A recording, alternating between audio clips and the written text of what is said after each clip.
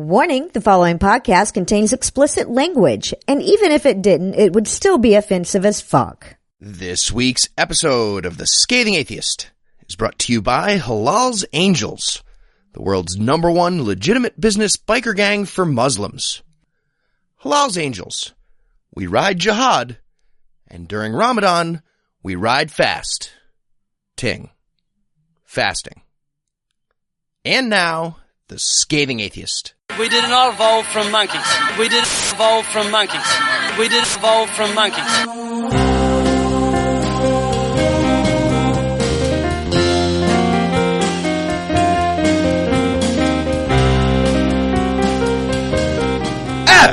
It's Thursday. It's June 9th. And Ray Comfort tasted like a kangaroo's ballsack. No illusions. I'm Eli Bosnick. I'm Heath Enright. And from New York, New York, and Valdosta, Georgia, this is The Scathing Atheist. On this week's episode, we mourn the miserable failure that was 7,000 people marching on Washington. An African pastor takes a page out of the Matthew Broderick playbook. And we'll get an all too infrequent chance to make fun of Buddhists. But first, the diatribe.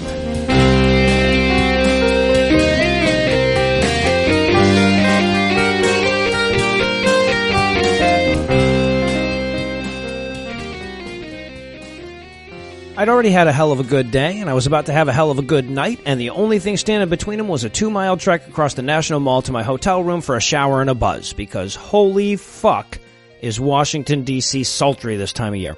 So there I am, rivers of sweat running off my tits, pit stains joining in the middle of my shirt, keenly aware that the Washington Monument isn't even quite the halfway mark, when I come across some 16-year-old Christian kid with a megaphone. Now, this is nowhere near the first Christian protester I stumbled across at Reason Rally. Hell, Eli and I had spent the better part of the afternoon tracking down Christians to troll, and you'll be hearing audio evidence of those adventures throughout today's show. But this dude was both the youngest and the angriest, so even though I could have probably filled a stein by wringing out my shirt, I stopped for a few minutes to observe. So here's his angle. He's got a little megaphone and he's screaming into it like he doesn't know that it already amplifies his voice, and he pauses only when his lung capacity demands it. He's condemning everybody who walks by him as an evil sinner, even though he's like a full mile away from the epicenter of the rally, and at least half of the passersby are just random tourists that have no idea that atheists are afoot. So he's barking shit about how we all know our lifestyle is sinful and evil, and when we spend eternity burning in hell, it's going to be all our fault. A couple women walk by, he declares them lesbians and starts going off on the evils of gay marriage.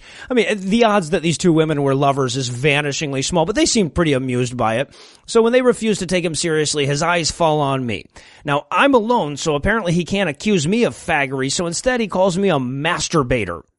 And as you might imagine, my laughter temporarily drowned out his megaphone. A filthy masturbator, he says, as though those are fighting words or whatever. And I nod because I am, in fact, a filthy masturbator. I had masturbated as recently as that morning, which is at least part of the reason I felt no need to wander the streets of D.C. screaming at strangers about what they did with their dicks. Now, I couldn't out-yell him, but I could certainly sign to him, so I do my best charade of, yes, I love to masturbate. You can probably imagine what that looks like. And this got him even angrier. So he starts firing off every effort at insult that he's got in his quiver, and he's missing like he's a fucking stormtrooper. He calls me a pervert, a fornicator, a sodomite, and an abomination. I'm like, he's 4 out of 5 here, and yet I remain frustratingly uninsulted.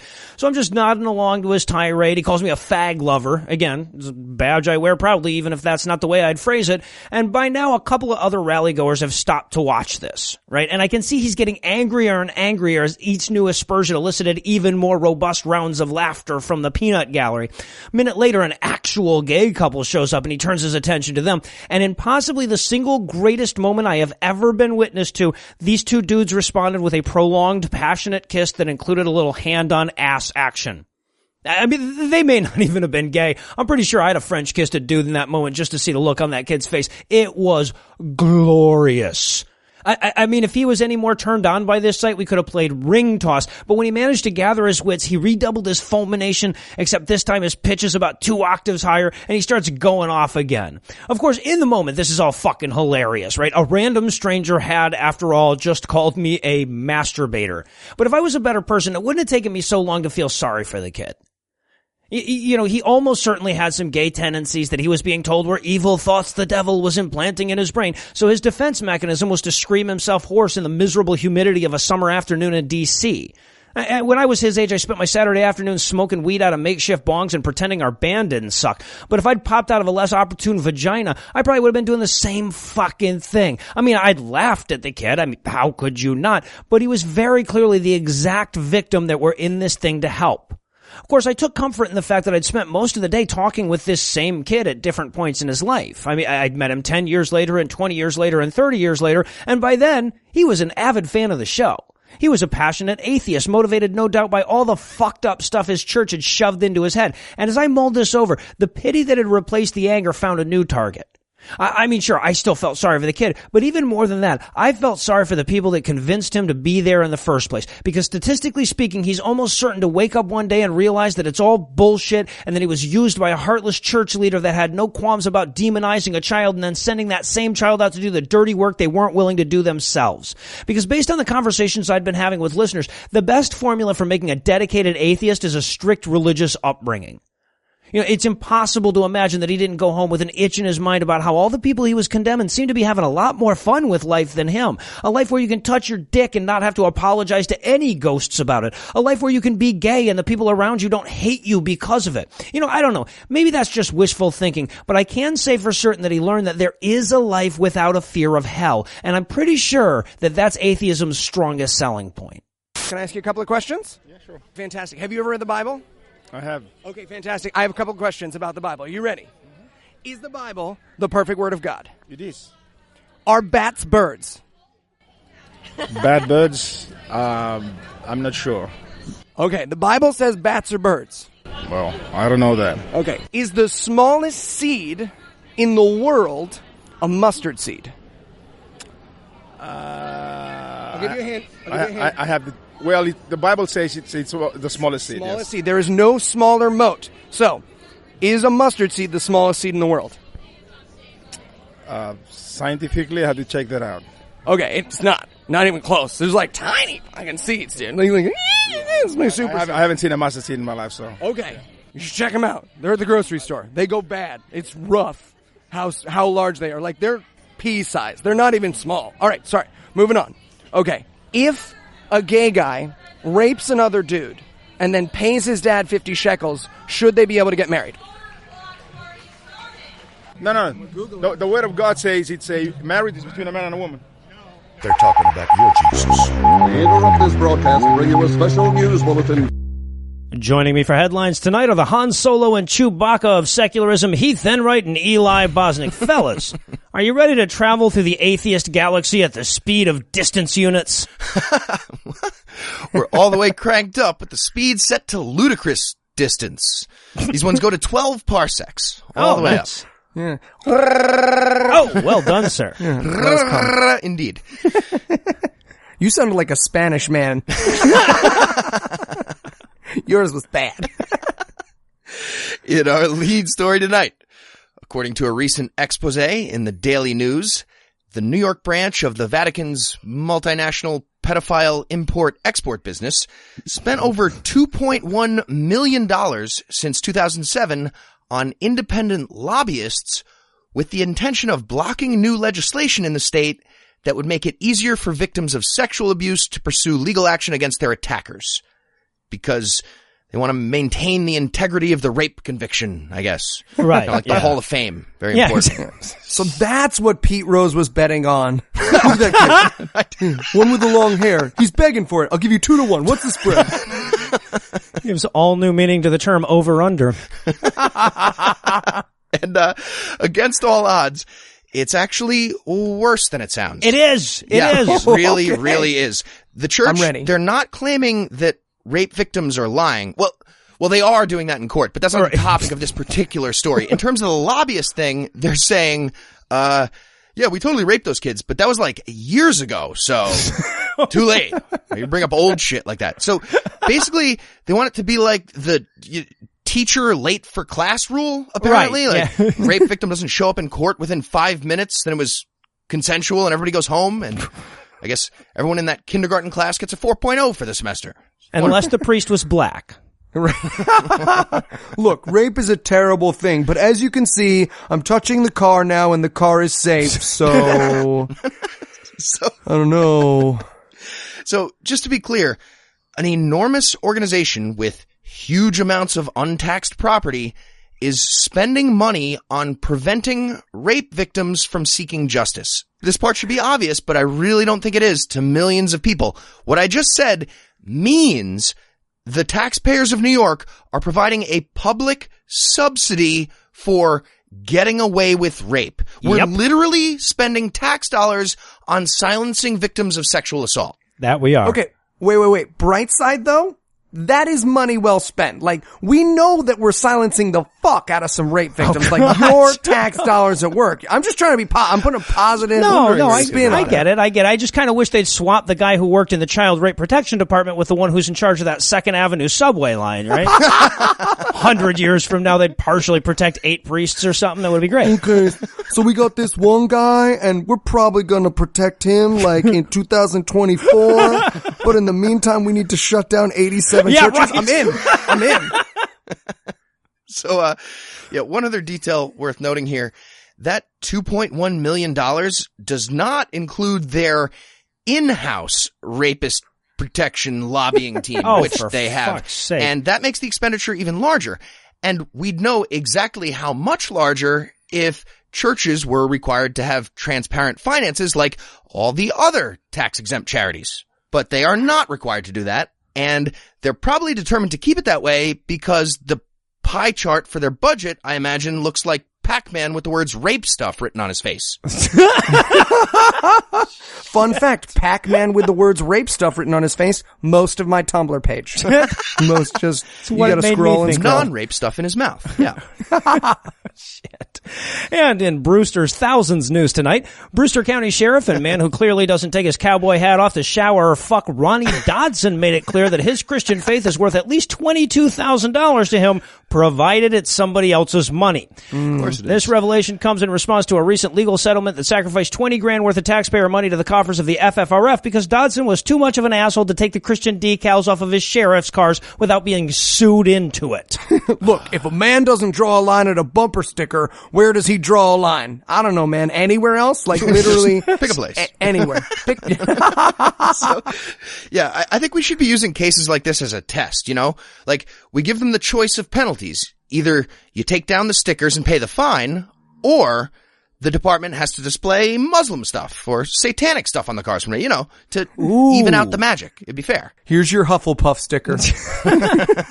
And as much of a jackass as this Sheriff Dodson is, I want to say that at least a healthy share of the blame on this one needs to fall squarely on the shoulders of Texas AG Ken Paxton, who recently supplanted Bill to become the world's most annoying Paxton. As this guy, like, literally encouraged the sheriff to continue to break the law after the FFRF sent him a letter forewarning of this pending legal action. Yeah, Paxton always looks like he's just finished saying, "I'm a naughty boy." Doesn't he? Kind of looks like Harvey Dent got half stoned. Like the left half got stoned. Right. He looks like the Oompa Loompas union representative. We only want to sing when 1 out of 4 kids dies. So now Paxton originally responded to this initial request from the FFRF by arguing that crosses aren't actually symbols of Christianity so much as symbols of sacrifice, and since police officers make sacrifices, it's all constitutional. Unfortunately for Paxton, the FFRF is not made up of rejected yokel characters from Green Acres, and thus they recognize that this response, it was just a fetid accumulation of monkey shit rather than a legal argument. Yeah, seriously, why don't you just, like, put a donut under a box when the FFRF came by, try and pull a string out? Oh, this? This is a T for time to be a cop. What? What? So after months of inaction on the part of the sheriff's department, the FFRF filed suit in March, and because Paxton's initial defense was only there for his future gubernatorial ads or whatever and did not represent a sound legal argument, the county was quick to offer a generous settlement that included taking the fucking cross stickers off the government-owned vehicles. The county will also pay a little over $22,000 in legal fees and court costs, with an additional $1 apiece to the 2 atheist plaintiffs that initiated the suit. I knew they were in it for the money. God's Not Dead 2 was right all along. It's what we are. That is what we are. So, was it those money-grubbing whores Nick Morganmore and Callie Wright then? Oh, God damn it. I knew it. She didn't do the Black Widow takedown on Ray Comfort. I'm mad at her. Shit. You got if you picture it, it's the best thing you'll ever think. No. It's the best. You can be at your dad's funeral and you'll have a chuckle.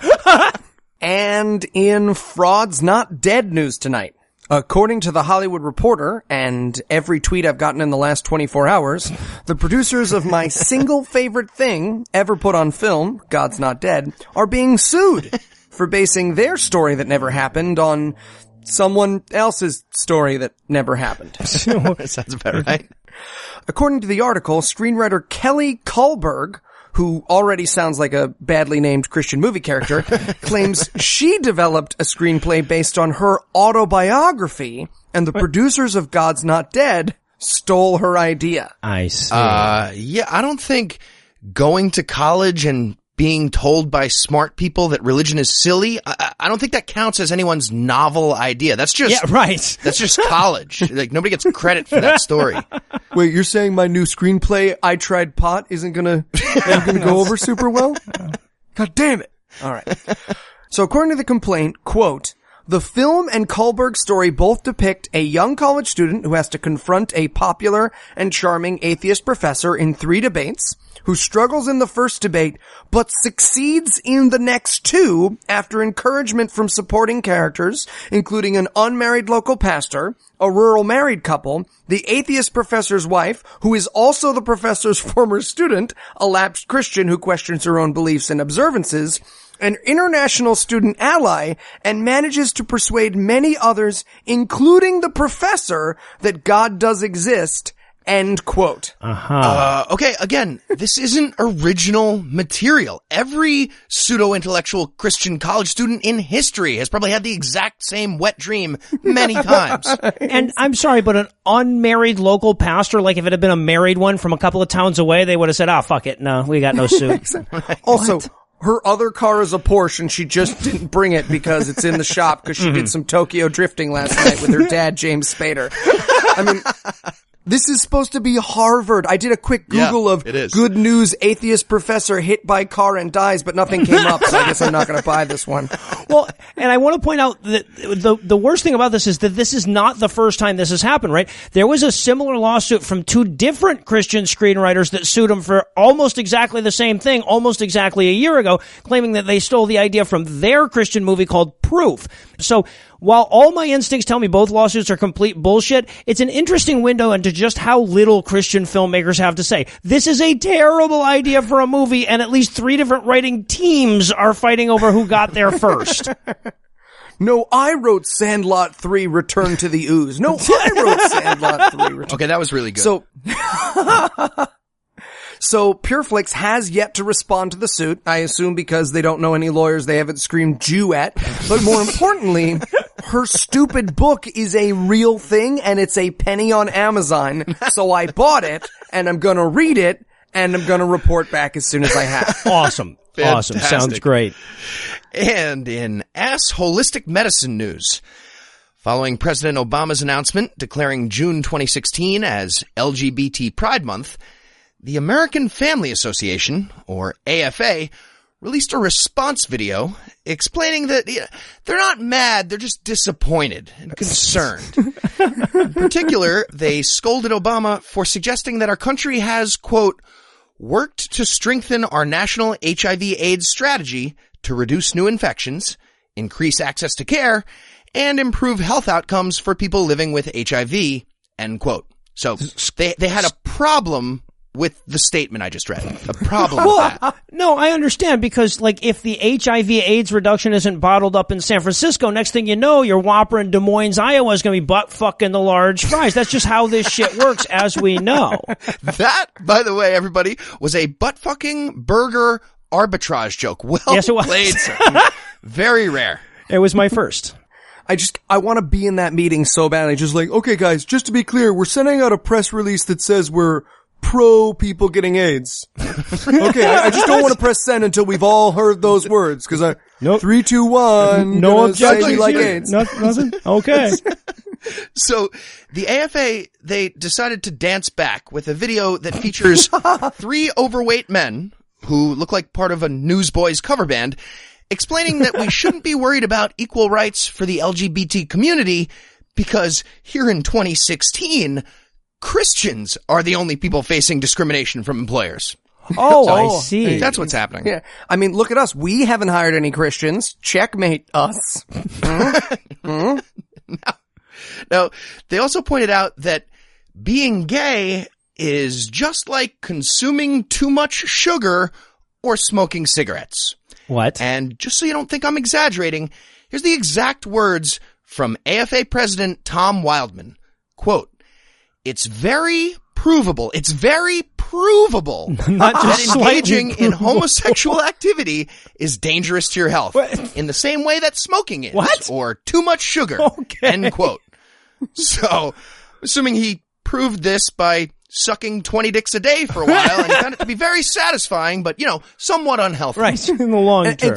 Can we take a moment just to point out that a man who looks like bending down to pick up a Twizzler would blow his heart up probably shouldn't be talking about what is and is not healthy? Like, really, I'm concerned for the health of others. Now, if you'll excuse me, I'm going to sound the hole in my dick with a sour straw. So, quick summary. The AFA thinks it's wasteful to spend money treating AIDS patients because we should really be telling everyone to just stop gaying so much. Right. For the same reason we let people with lung cancer and diabetes just die without treatment. Just like that. Precisely. We shouldn't have been smoking that whole time. And in cooperative drive-by news tonight, self-described prophet and overpaid bad magician Penwell Nguni of the End Times Ministries in South Africa reminded us last week that all the best Christian crazy comes out of Africa when he demonstrated the power of God by driving his car over two of his disciples. I'm 100% in. Penis linguini's my favorite. Not surprised. Oh, me too, but next time I'm lady, you're the tramp. I call it. Now, this feat, which can be accomplished either by invoking the unlimited powers of the Almighty or by wearing a few extra layers of clothes and using a tiny car or a big car with extra weight on one side, was only the first in a series of godly demonstrations that also included linking two seemingly solid rings and determining that it was a black card when there's no way he could have known that. Seriously, y'all. Okay. Don't know why you use those second two examples, because they're awesome. Weren't you not thinking of a red card? I was not also not. And I do have dirty ears. He just ran over my face with a car, but still, dirty ears and was not. Amazing. Now, I think it's worth pointing out that the car he was using probably weighs in at about 2,200 pounds or about 1,000 kilos, 3/4 of which are being supported by the tires that aren't on the people. So we're talking about withstanding about 1/4 of a ton for about 4 seconds. This is basically the equivalent of having a fat guy roll over top of you.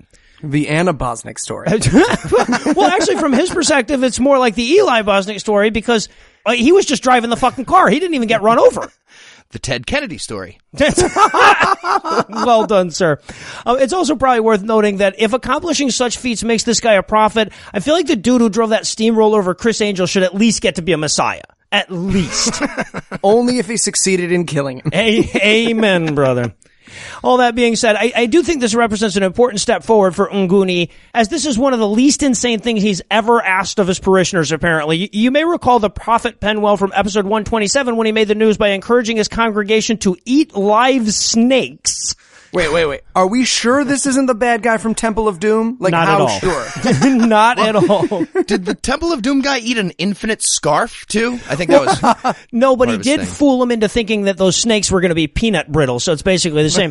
Of course, the snake thing was just a follow-up to his much maligned practice of making his followers consume strips of cloth, human hair, and motor oil. Now, of course, this leads to the obvious question, which I'm going to hear directed at Eli. Is motor oil vegan? I mean, because technically it comes from dinosaurs and shit, but they were already dead. So It better be. We have an entire bucket of Jim Bakker shit to eat, and that is the first listed ingredient. Motor oil. It's in bold. Lots of tiny print underneath it. And in Buddhistmy news tonight. Okay, little pop quiz for you. Organizers of a music, dance, and cosplay event in Bangkok came under fire and were threatened with legal action for blasphemy this week. Take a guess which religion was pursuing the suit. Buddhists. Yo, fuck you, you redhead. So what I have written is wrong, I'm afraid, because you're supposed to say Muslims. Okay, so it turns out the rave company named Trasher insulted the Dhammakaya movement with a stage show that included satirical photoshopped images of the leader and headquarters, as well as dancers dressed as Dhammakaya monks, which sounds kind of awesome to me. Just saying, like, if I found out someone had a Scathing Atheist theme party and everyone, like, grew their hair out really long, gained 50 pounds, and acted like they were on a beach all the time, we'd be flattered, right? We wouldn't be mad. Quick question before we move on. Eli, when you say that I seem to be on a beach all the time, do you mean the way I try to use, like, arm posture tricks to minimize the overhang of my moobs, but it doesn't really work? Because I'm pretty good at that, but not always. You gotta be in your presence to notice it, but, like, if you look at the three of us and you go, one of us just realized they're on a beach, it's you. You just always look around and you're like, fuck, what is it? Beach ball? All right. All right. All right. At any moment, you could say the words, all right. All right, okay. All right. That's exactly. So according to the article and what I read on Wikipedia, which sounds like it was written by the founder's mom, this is Buddhism with crazy on top, and it's basically that in Buddhism, you believe that when you meditate for long enough, you have a sense of non-self. But the Dhammakayas believe that you realize your true self. But the way that seems to play out more literally is pushing people and their members really hard to give all their money to the leader, Dhammakaya. I see. And he's currently supposed to be under arrest for embezzling what is believed to be millions of baht in funds, because this is the best part. As they were threatening this lawsuit, their headquarters was under siege by law enforcement, and their leader was wanted on the embezzlement charges. Like, literal siege, and they still are. They're still locked inside their compound. Which means somebody walked up, and then when they, hey guys, I hate to bring this up, what with the state police surrounding the building and trying to starve us out over all this fraud and embezzlement, but these guys at this rave are ruining our reputation. Can we do something about that? Take care of this? Priorities. Send a subpoena with one of the commandos or something? No? Paper airplane it. Paper airplane. Exactly. Throw back one of the smoke bombs with this. So Dhammakaya, again, and his followers are literally blockaded inside the headquarters and are currently, just to emphasize again, in Buddhist Waco standoff with the Thai government. So there you go. Some international crazy for you. Yeah, there you go. And while I quickly calculate the cost of mailing bags of gummy dicks to Thailand, we're going to pause for a quick break and hand things over to my lovely wife, Lucinda. A man wrote the Bible. A whore is what she was. If it's a legitimate rape, it makes you a slut, right? Cooking can be fun. Hey, I'm proud of a man. This week in misogyny. Do you want to know why I started this segment? The reason might surprise you. Believe it or not, it's not because I like people sending me hate tweets or mean emails. It's because of the conversations I had with Christian women that went a little something like this. I'm not sure if I believe in God, but... And that but was always followed by, I met my husband at church, or it's good for our family, or the church does so much for women. Or Eli Bosnick is an atheist and I can't be a part of any group that would let him in. And while I guess I get that last one, the other ones make me want to rip somebody's fucking skull open and forcibly stuff some common fucking sense in there. So I started this part of the show, and every week, without fail, I provide story after story, example after example, that religion hurts women. And that's what we're generally after. Stories that show religion rear its ugly head and turn against an entire gender. But this week, I have no choice about which story I'm going to cover. And to be honest, I don't want to talk about the Stanford rapist swimmer. I want this week to be another priest saying that sticky Kleenex are the next Auschwitz, or a Muslim cleric saying it's okay to hit your wife if there's a towel wrapped around your eyes. I wanted example number 9,462 that religion hurts women. But I can't. Because this week, Brock Turner was convicted of rape. He was convicted beyond a reasonable doubt of forcing a blacked out drunk woman into an alley and raping her with his fingers and a foreign object. And as I'm sure you know by now, as punishment for this crime, he'll be serving a measly 6 months in county jail. And by all the estimations I've seen, he'll probably only serve 3 months for rape. And I am at a fucking loss for words here. And I should talk about the letter Turner's childhood friend wrote, in which she said, quote, "Where do we draw the line and stop worrying about being politically correct every second of the day and see that rape on campus isn't always because people are rapists?" Okay. I'm sorry. 1 second here. Yes, you stupid bitch. That's exactly why rape happens. Because people are fucking rapists. There's murder because people are murderers, and rape because people are rapists. You fucking cunt crumb. I should reach into your vag and hang you by your fallopian tubes like the traitor that you really are to all women. Okay, I'm sorry. I'm back now. And like I was saying, I should talk about those things, but I'm not going to, because I kind of feel like I need to focus in on the other letter that the rapist's father wrote, which was all about how the real villain here was alcohol, rather than his son. You know, the rapist. Now, I would just read it to you, but it would probably piss you off as much as it pissed me off, and this is supposed to be a happy show. Of course, I also want you to know what was in it. So as a compromise, I turned to Eli and asked him to paraphrase the letter. So while this isn't exactly a quote, I think it's fair to say that the letter more or less went a little something like this. Dear Your Highness, I want to tell you about my son. He's a rapist. Shit, gave that up too soon. Let me start over. Okay. I want to tell you about my son. Like many teens, he got a little crazy and made a mistake. He had one too many and raped somebody. Happens to the best of us. That's the old saying, right? 1 tequila, 2 tequila, 3 tequila, rape somebody. Now, I'm not saying he shouldn't be punished, but that's exactly what I'm saying. He used to eat like a horse. Ever since he raped that unconscious girl, I shit you not, he has virtually no appetite. What the fuck happened to the 8th Amendment, am I right? Any hoozlebees, he's sorry. So sorry. And he'd like to go around to high schools and warn them about the dangers of drinking culture, which again, I can't emphasize enough, in my mind, means you drink so much, you rape somebody. But I'm giving away all the good stuff from the PowerPoint he has planned. 20 minutes of raping somebody isn't worth a lifetime of punishment, which is why we only convict people who take a long time to murder other people and steal things. Love an asshole. And with a promise to do my best to talk about Muslim clerics declaring ovaries to be enemies of the state next week, I'll hand things back over to Noah, Heath, and Eli. There are very good explanations. In fact, I've heard one and I can't remember it. But there are other explanations. Okay, King James, Deuteronomy 22:29. The man who raped her must give the young woman's father 50 silver shekels, and she must become his wife because he violated her. He cannot divorce her as long as he lives. That's Deuteronomy 22:29. That's the word of God. Yeah. So here's my question. If I rape someone here today, which I'm planning to, I cannot emphasize that enough, and I give their dad 50 shekels. Now, I don't know shekel to English dollar conversion. I'm going to be honest with you. I'm an interlocutor, I'm a chimera. Thank you, Lucinda. And in BMXXX news tonight, an ultra-orthodox rabbi in the Jerusalem neighborhood of Nalot was apparently sick and tired of the Muslims getting all the good misogyny press and set about correcting that disparity by declaring earlier this week that women and girls above the age of 5 are no longer allowed to ride bicycles, since doing so forces them to sit in a way that could be provocative. That's right. A grown man said publicly that 6-year-old girls on bikes turn him on. Without crediting me. Without crediting Eli. Oh, wait, sorry, that wasn't the story. Go ahead. And he assumed that represented a problem with the 6-year-old girls. Their fault. Because if they didn't want pedophile, they shouldn't have worn such salacious pull-ups. Yeah, and they should have been riding side saddle when they passed all those pedal files. Yeah, exactly. God. Pedal files. Pedal. Also, you gotta think, this had to be caused by something, right? Like, this guy was walking around and some kid rode by on a bike and he was like, fuck, there goes my whole day. You gotta sit down. You gotta sit down. Everyone's gonna see it. I'm dressed like Voldemort over here.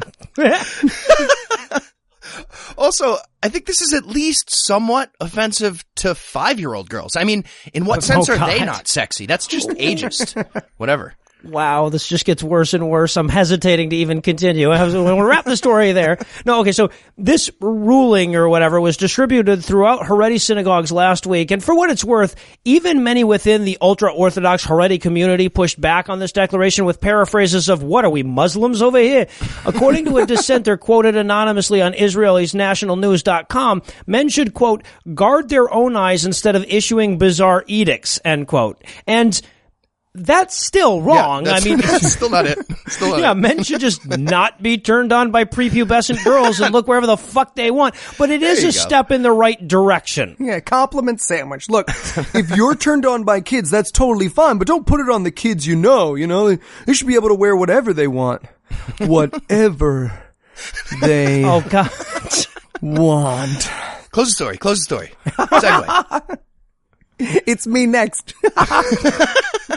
And in Jew Pete in the Pool news tonight, New York City, center of the universe and home of actual pizza, has a peculiar relationship with religious assholery, and has for a while. Yeah. In the same week as officially releasing ads on the trains and buses supporting trans New Yorkers' choice of bathroom, the New York Times reported on some political backlash over gender-segregated swimming pool hours. What? Yeah, I mean, this kind of makes sense. I mean, women are filthy, but isn't that the whole point of the chlorine, to replace the, like, banishing yurt for menstruation? I thought we're past this.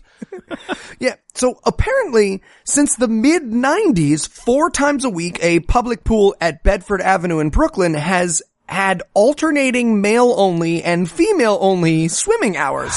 And just this year, people seem to realize, hey, that's totally illegal. Can't do that. Nope. Right, well, and then on top of that, it brings up all kinds of weird legal questions about when the trans people can pee in which pool. It's a huge can of worms you don't want to open there. Exactly. So, in case you weren't already clued in when I said New York City, or more accurately, Brooklyn, the unofficial rules were put in place at the behest of the local Orthodox Jewish community because men and women are separated in Judaism because reasons. Yeah. I feel like the whole problem could be solved by just, always having a no ejaculating policy. Like even at a public pool. Just make that Strong disagree.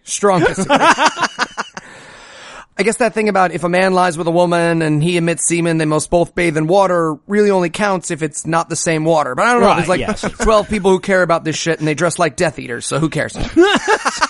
Yeah, I was going to say Amish gangsters at a funeral, but tomato, tomato. That's our king, Thomas. That's our king. Shakespearean pirates at a sleepover party? That too would work. And look, usually super religious Jews in the United States are adorable. They wear little outfits, they bring their terrible children into toy stores, but they tend to leave other people alone unless you're selling them something. So it was surprisingly unpleasant to read about them kicking, everyone of a certain gender out of a public funded swimming pool. Again, this is a public pool. But in fairness though, I feel like 6-year-old Jewish girls doing the backstroke is way more provocative than the same girls bike riding. So I just think we were going to put it in perspective. We got to come back to that now, don't we? Exactly. But here's the nice thing. See, when Christians do this kind of thing, they do it like super sneaky with like RFRA, Child Protection Act and shit. But when it's pointed out to the people in the New York Times article, like, hey, other people live in Brooklyn, are you trying to apply Jew rules to a public pool? In the article, they're all like, yeah, why did you call? I don't understand. It was refreshing. I'm just saying, it was a nice, refreshing thing. That's pretty fucked up. I mean, when it comes to religious groups trying to fuck us out of equal rights, we are now Jerry Seinfeld at the dry cleaners. We don't even want our money back. We just want them to admit that they shrank the fucking shirt. I know what a constitutional violation is. I don't think you do. If you did, I'd be swimming right now. It's kind of like Jerry renting a car too, yeah. Yeah, right. And I have proof of this. Local politician Dov Hikind, who looks like me. He looks like me. Look, don't Google him. I don't need to. Probably has a beard, but he looks like me. Decision to keep, anyways, he looks like me. Called the decision to keep those rules in place a, quote, major victory for human rights, end quote. Not adding, and by humans, I mean Jews. Yeah, right. It's not important. It's not important. Detail. He went on to say, quote, the community can rest much easier this Shabbos, knowing that men and women can continue to swim separately, end quote. Once again, not adding, and by community, I mean Jews. Yeah, just right. 15% of Brooklyn's population he gives a fuck about. Yeah. Well, can't we just compromise and like put a sheet with a hole in it in the middle of the pool or something? Just get everybody in there. Make it fair. You can still fuck each other. It'd be great. Yeah, it'd be great. But don't worry. I have a solution to the problem. And Noah, it's based on your suggestion earlier. I'm going to combine 2 of New York City's policies. As of next week, I'll be declaring myself a woman and then going to ladies' swim time. I'm hoping I'll overload the supercomputer and save the country like the end of War Games. Dov Hikind, who probably looks like me, just in his room somewhere being like, but he can't, but he should, but he can't, but he should. How old is he? Or we could just turn the temperature of the water up 1 degree and we'll never see another Jew there again. Yeah, right. Shit. It's warm. And finally tonight, in turkey cream pie news, Turkish president and guy who looks like Adolf Hitler penciled in a wider mustache as a disguise, Recep Erdogan, did an appearance on national television recently, during which he instructed female citizens of Turkey to get more semen in their vaginas. I'm in. That really happened. Why would he do that? Because he believes that birth control and other forms of family planning are the same thing as treason. And I'm out. We can't afford to have a vaginal gap. Or you know what I mean. You know what I mean. Too soon. Too soon. So here's what angry pierogi chef had to say about this issue of gender roles in Turkey's Muslim society. First of all, he's quite certain that everyone already kind of agreed that women are clearly not equal to men. So, and I'm back in again. And it's kind of a dick move to be going back on that now. Then he went on to argue for a minimum of 3 Muslim babies per Muslim uterus. And I'm out again. This is hard. This guy needs to pick us in and out, tricky. In and out. That's the trick, Eli. Well, the 3 Muslim baby thing actually echoed his remarks at a recent women's rights summit in Istanbul when he told the conference, quote, "Our religion of Islam," this is a women's rights summit. I don't know if I mentioned that. "Our religion of Islam has defined a position for women. Motherhood. You can't explain this to feminists because they don't accept the concept of motherhood." End quote. They don't get it. I wish he had elaborated on that. Where does he think feminists think they come from? Or does he think they're just like dug out of the ground like the Urukai? Fuck, I had such a lonely trip for him at the buffet at that conference. Just like, so how are you enjoying it? Dude, you told us that we couldn't be feminists. Do you know where you are? Yeah, I'm here getting melon. I like melon. No. There was one caveat. According to Nazi Hungarian Asif Manvi, if you're stupid and or not Muslim, you should just go ahead and disregard the thing about reproducing. For those people, don't even worry about it. It's not treason at all. In fact, it's quite patriotic to die without kids if you're a dumb infidel. So that was his theory. First reaction for me, I think I'm on the fence about his thesis here. But I'm thinking we can work this through with some other examples, and it might help elucidate the whole point. You know what I'm saying? So in the interest of, let's call it intellectual rigor, we'll go ahead and put 30 seconds on the clock. Other ways that family planning is just like treason. Oh, I see. All right. Well, judging by what we saw in that birding station in Oregon, both sometimes involve dildos. Okay. I can say this from experience. When your family hears about you doing it on the news, it's very disappointing. I'm so sorry, Grandma. Depends on the family. All right. What about condoms are like treason? Chelsea Manning won't be getting into either again anytime soon. All right, how about if you think it through in advance, you're less likely to have to accomplish your goals by pushing somebody down a flight of stairs. If you're Palestinian and have downs, your mom will probably encourage you to do it. Oh, God. Yeah. That's hard. You gotta grapple with that one. That's hard to feel. Pulling out early is like treason. Even with a well-timed exit strategy, you're leaving behind a mess. And the president of Turkey will not be happy about it. Well, and he should have made his own turkey gravy. All right, how about the fact that historically speaking, Mormons fail at both? Ooh, that's true. That's true. They do. They do. You're pretty sure there's a new, fancier, high-tech way to do it, but if you can't, another choice is just to blow up someone's ass. Blow up someone's ass. Yeah. Yeah. I got one more. Masturbation is like treason. Either way, David Carradine would have died pretty much the same. Same sort. Silk scarf, David. Amateur mistake. And with our requisite autoerotic asphyxiation jokes out of the way, I guess we can wrap up the headlines for the night. Heath, Eli, thanks as always. Silk scarf. And when we come back, you'll try to act like you didn't miss us, but we'll know better. We'll know better. Okay, so obviously a lot of people didn't know about Monster Energy. Are there any other products with satanic messaging in them? Where do you start?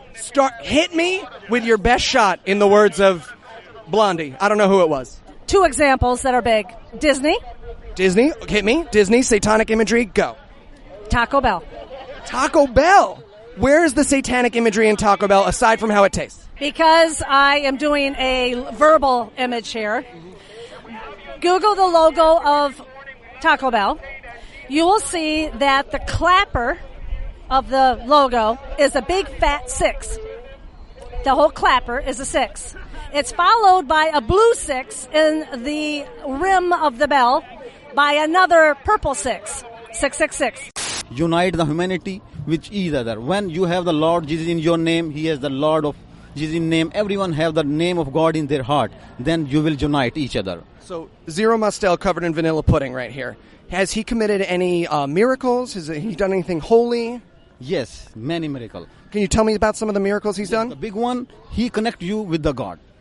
Tell me about that. Like, once your heart initiated, like you see the picture in the moon of Lord Rarayas and say your Lord's name 3 times, you practice that your heart will be initiated and you connect to the God. Interesting, like Candyman.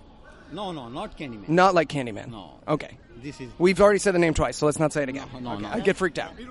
So, if you could kill your son and it was legal, would you kill your son as the Bible commands? That is a tough one. I will admit, that is a tough one. Who comes first, me or your children? It's hard to decide. No, it's not. Because when you love a God who died for you on a cross, you let them come first.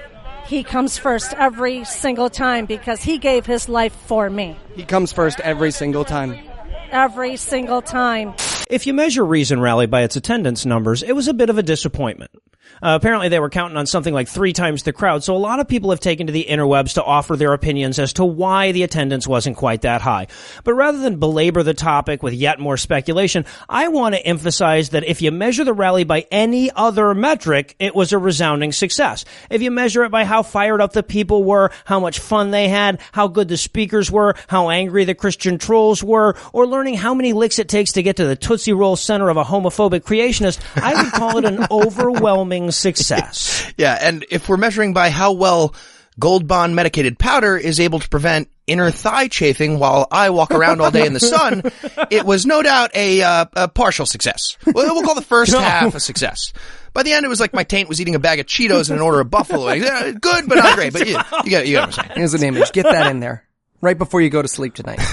I said it on Twitter and I will say it again. If 20,000 people didn't come to Reason Rally because of a non-discrimination policy, the problem we have isn't attendance. We have bigger... Clearly not. Yeah, well, don't worry.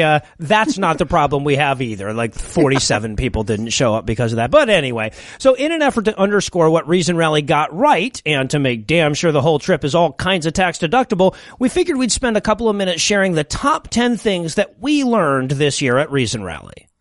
Number 10. We have amazing fucking listeners. Yeah, so amen. This was my first time doing this, so having people walk up to me and say, like, I've heard all your shows was just incredibly, genuinely one of the most moving experiences I've ever had. And I cannot say how grateful I was for it. Also, nobody fucked me. What's the deal, people? It's fine. You know what? It's fine. I said I wasn't going to talk about it. It's just... I certainly want to second that one, both the amazing listeners and the not fucking Eli part. Yeah. Amazing listeners, and that's all you said. No, I love this. Somebody thanked me on Facebook. They said, it's really cool how when you guys met your fans, you didn't just shake their hands and pause for a picture and move along. You really spent time with them. And as much as I'd like to take credit for being generous or whatever, we just have really interesting fans. Like, absolutely. These are the conversations I would have wanted to get in even if these people had never heard of me. Yeah, absolutely, yeah. And as much as I enjoy talking about epistemology with the guy ladling boiled peanuts into a huge bag at a gas station in Georgia, this was even better. Yeah, that's true. Great fans. Been a bit of a dearth of good conversation of late. Okay, number 9. Bill and Susie are fucking hardcore. Yes, they are. Damn right. If you're newer to the show, Bill and Susie are 2 friends that did a podcast called The Barroom Atheist. Still holding out hope that they're going to fire it back up. And they've been on the show a couple of times before. So anyway, on their way to the rally, they got into an accident, totaled their car, got carved out of it by the jaws of life, got treated and released at a nearby hospital, and then caught a train to D.C. and still did the fucking Reason rally. Probably meaningless to most of our audience, but fuck if they don't at least deserve a shout-out for that one. Absolutely. Badass. Strongly endorse the shout-out to Bill and Susie, and especially because I was way too hungover to make it for breakfast with them on Saturday morning like we had planned, so many apologies. Would have liked to be there. You were missed. At number 8.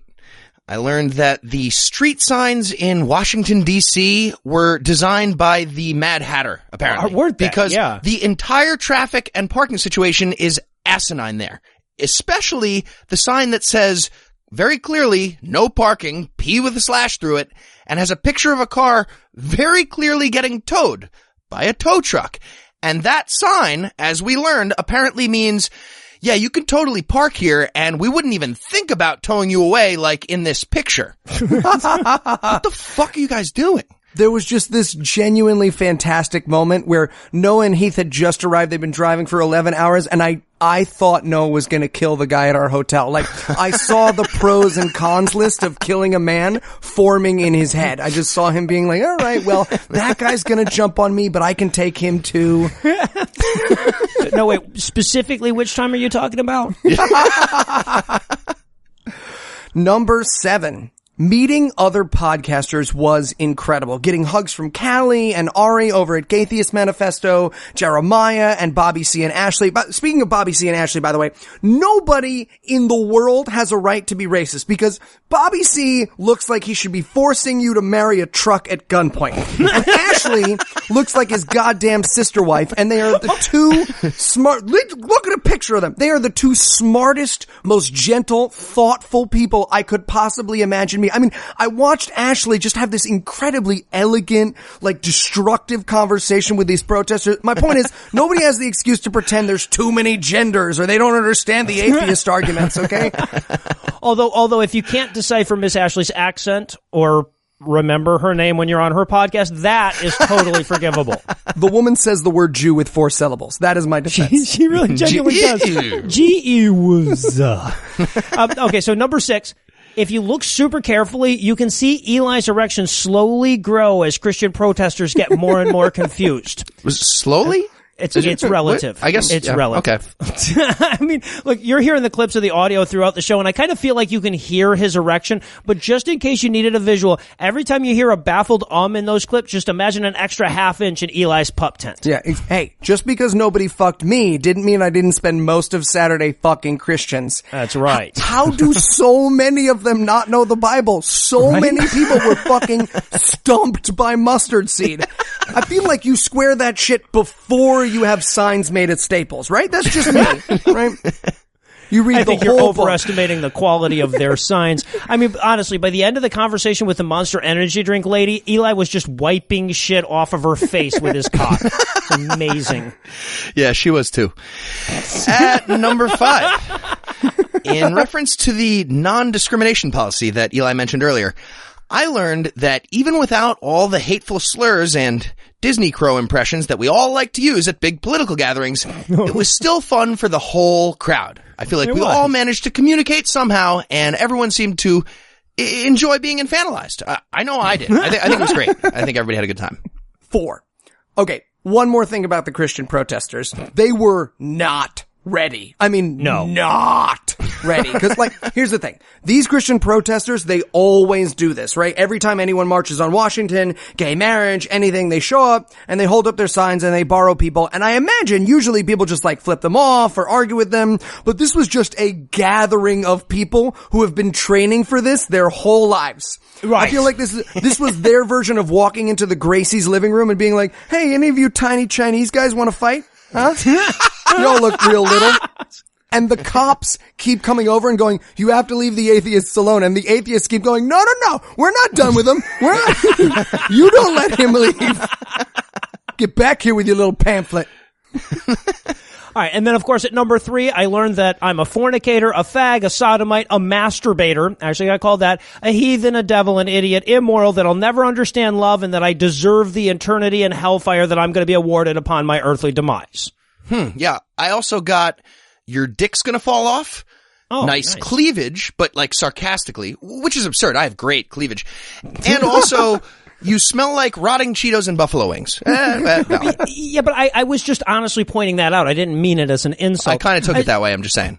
My bad. Okay. I swear though, like every Christian protester that we spoke with, we asked them, why are you here? And without exception, they would either say to spread the gospel or to share God's love. But then you get to talking to them, and the only thing they want to talk about is how melty your soul's death skin is going to be in the afterlife. I feel pretty comfortable at this point saying the only reason Christian protesters show up at something like this is because it feels really good to put yourself on a pedestal above other people. Yeah, Blumpkins are the best. Absolutely. Anyway, at number Google 2, Blumpkin. Google I learned Blumpkin. that Anna and I share a similar fantasy that involves Eli and Kevin Spacey naked on a bed, sprinkled with rose petals and seasoned French fries. Actually, can't remember how the conversation naturally arrived at this point, but it did. Fun times. Yeah. Okay, nobody knew fucked me at Reason Rally. Sorry, just clarify. Another great visual for you to go to bed to tonight. Right. And number 1. And you knew this was going to be number 1. Yeah. Ray Comfort tastes like someone came on a sandalwood shoehorn. Okay.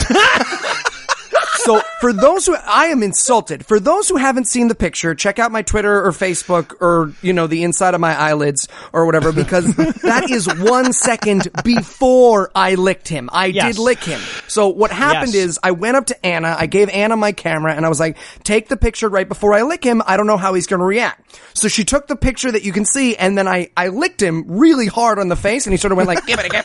And I was like, oh, sorry, my cheek's wet. And we had this moment where he totally knew I licked him, but in order for us to recognize it, neither of us wanted what happened next. So I just hugged him and held him until his tiny little raptor hands fought me off. And now I can die in peace. My point is, now I can die in peace. And by the way, definitely take a second and look at the fucking picture. If there is such a facial expression as, this motherfucker's gonna lick me, isn't he? Ray Comfort is very clearly wearing it. I have never seen a person so clearly aware he's engaged in a photograph that he's gonna regret. So, with a big thanks to everybody who made it out, everybody who took the time to tell us how much they appreciate the show, and everybody who worked their asses off to make the event a success, we're gonna stop making the vast majority of you feel even worse for having missed it, but next one's in 2020, folks. Start scheduling early for it this time. For one thing, I understand that a lot of the cultural beliefs over time period is, women have been, treated as a lesser individual. But God teaches that we're equals. And he also, I forget what I was going to say. And yes, I believe that the just penalty for adultery here on earth given by God is death by stoning for adultery. Although I'm not sure if the emphasis is really on the method. I think that I happen to believe that the death penalty, that adultery is a death penalty offense. Yes. Have you been reached out to by the Monster Company, by Monster Energy? Actually, they did a counter video. So I must have impacted something for having them to do a video, and they did take the MILF off the box. They took the MILF off the box. You put an end to MILFs. I did on their box. Before we fly out of flow on the flu tonight, I wanted to thank everybody who came to see us at Reason Rally. I don't want to thank anybody by name because I can't thank everybody by name, but it was truly a pleasure to meet so many of our listeners and to turn this thing into a two-way conversation for a bit. Anyway, that's all the blasphemy we've got for you tonight, but we'll be back in 10,022 minutes with more. If you can't wait that long, be on the lookout for a new episode of our sister show's Hot Friend God Awful Movies, debuting at 8 a.m. Eastern Time on Tuesday. Obviously, I'd be a sad excuse for a host if I didn't thank Heath Enright for continuing to kick ass unabated by the fact that he both attended Reason Rally this weekend and moved to New York City this week. I need to thank the lovely and talented Lucinda Lugeons for managing not to just scream what the fuck into the microphone for 3 minutes on This Week in Misogyny. I need to thank Eli Bosnick for all the wonderful things his tongue did over the weekend. I also need to thank Jeremiah for a valiant effort to coax a Farnsworth quote out of Ray Comfort. And yes, that was the real Ray Comfort. Fucking amazing. But most of all, of course, I need to thank this week's most magnanimous mammals: Cindy, Scott, Stewart, Travis, Andre, Satan, Swampy Asshole, Melik, Jacob, Craig, Bill, Antonio, Carl, Austin, Michael, Aaron, Candace, Dave, Hadari, Met, Grand Moff, Tarkin, Emperor, Palpatine, and Alex. Cindy, Scott, Stewart, Travis, Andre, Satan, Swampy Asshole, and Melik, whose intellects are so vast they can fill up the plot holes in the new X-Men movie. Jacob, Craig, Bill, Antonio, Carl, Austin, and Michael, whose cocks give icebergs just a tip envy. And Aaron, Candace, Dave, Hadari, Met, Grand Moff, Tarkin, Emperor, Palpatine, and Alex, who are so hot hobbits throw rings into them. Together, these 21 atheist Star Wars villains and mythical orifices have helped to ensure that the creationists around the country continue to get the lingual attention from Eli that they so richly deserve this week by giving us money. Not everybody has the discerning taste in poop jokes that it takes to give us money, but if you think you're up to the challenge, you can make a per-episode donation at patreon.com patreon.com/scathingatheist, whereby you'll earn early access to an extended edition of every episode, or you can make a one-time donation by clicking on the donate button on the right side of our homepage at scathingatheist.com. And if you'd like to help but you already shaved your head to pay for that sweet pocket watch chain, you can also help a ton by leaving a 5-star review on iTunes, Stitcher, or your podcast rating vehicle of choice. If you have questions, comments, or death threats, you'll find all the contact info on the contact page at scathingatheist.com. All the music used in this episode was written and performed by yours truly, and yes, I did have my permission.